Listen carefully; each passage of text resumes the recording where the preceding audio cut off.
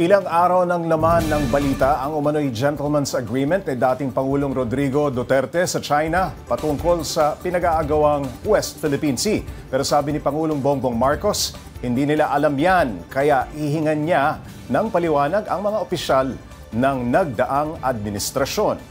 Para bigyan ng mukha ang balita, Mobile Journal Julie Baiza.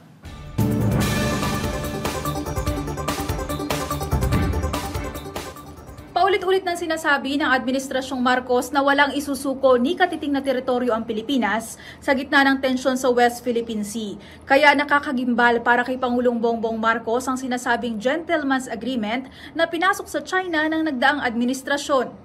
I am horrified by the idea that we have compromised through a secret agreement the territory, the sovereignty, and the sovereign rights of the Philippines. Iyan ang pahayag ni Pangulong Bongbong Marcos kaugnay sa sinasabing gentleman's agreement ni dating Pangulong Rodrigo Duterte at China President Xi Jinping. Kasunod ito ng pag-amin ni dating Presidential Spokesperson Harry Roque na pumasok nga sa kasunduan ng Noy Duterte administration.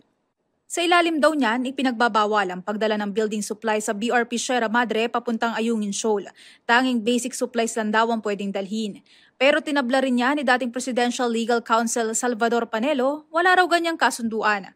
Ayon naman kay PBBM, walang anumang dokumento o patunay tungkol sa kasunduan at hindi alam kung ano ang nilalaman nito.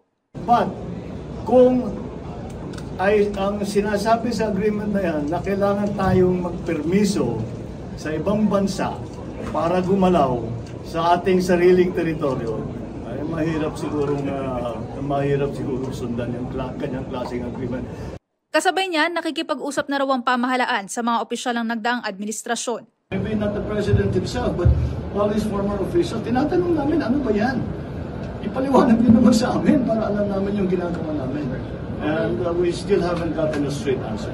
Sabi ni Pangulong Marcos, kailangan maipaliwanag kung sino ba ang nakausap kaugnay ng gentleman's agreement. Dahil ang sigurado, hindi raw maganda na tila pasikreto ang ginawang kasunduan.